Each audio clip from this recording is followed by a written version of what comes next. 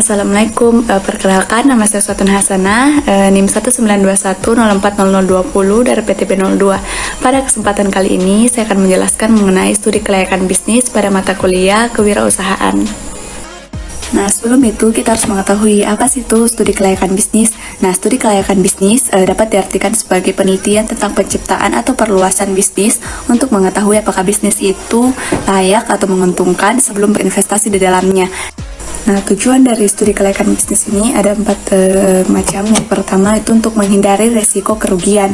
Nah, apapun bentuk usahanya, bila melalui perencanaan yang matang, tentunya timbal balik kerugian yang akan ditanggung oleh owner itu akan berkurang.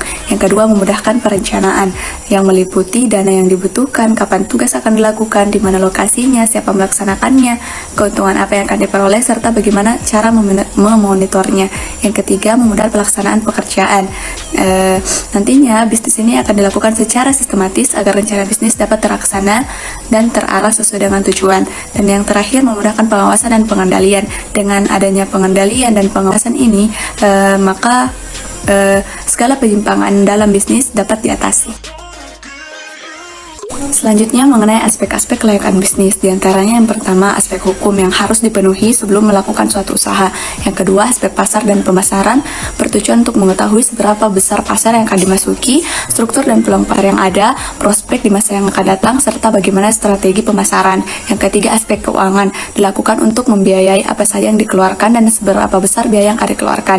Yang keempat aspek teknis yang perlu diperhatikan, yang tentang perencanaan produk, perencanaan kapasitas produksi, proses dan fasilitas produksi, serta lokasi bisnis. Yang kelima, mengenai aspek manajemen dan organisasi yang akan dijalankan oleh usaha tersebut. Kemudian mencari bentuk struktur organisasi yang sesuai dengan usaha yang dijalankan. Serta yang terakhir itu aspek lingkungan, mempelajari bagaimana pengaruh bisnis terhadap lingkungan. Apakah dengan adanya bisnis menjadi semakin baik atau malah sebaliknya.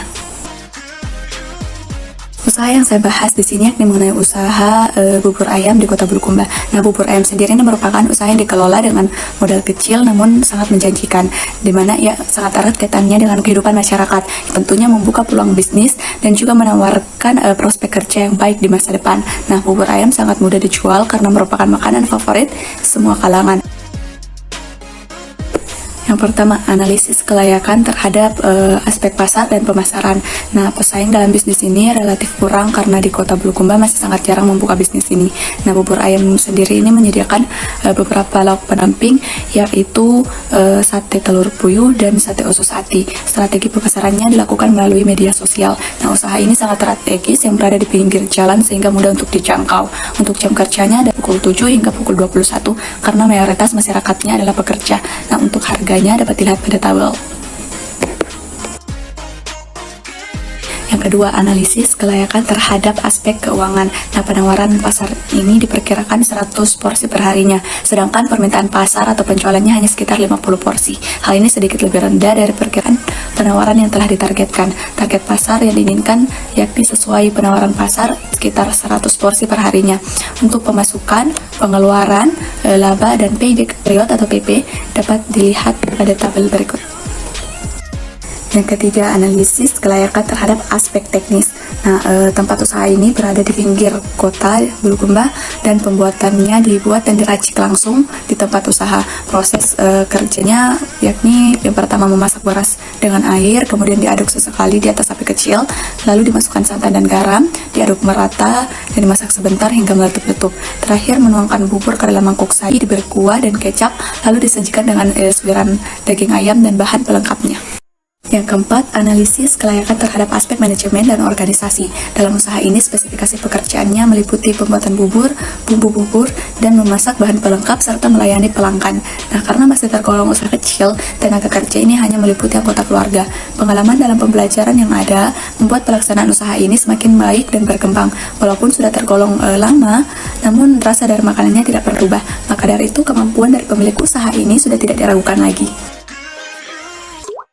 Yang kelima, analisis kelayakan terhadap aspek lingkungan. Nah, usaha ini dapat dikatakan tidak menghasilkan sisa atau limbah yang dapat mengganggu lingkungan sekitarnya. Nah, limbah produksi yang dihasilkan umumnya hanya berupa sisa makanan, potongan yang tidak terpakai, dan sisa-sisa sayuran.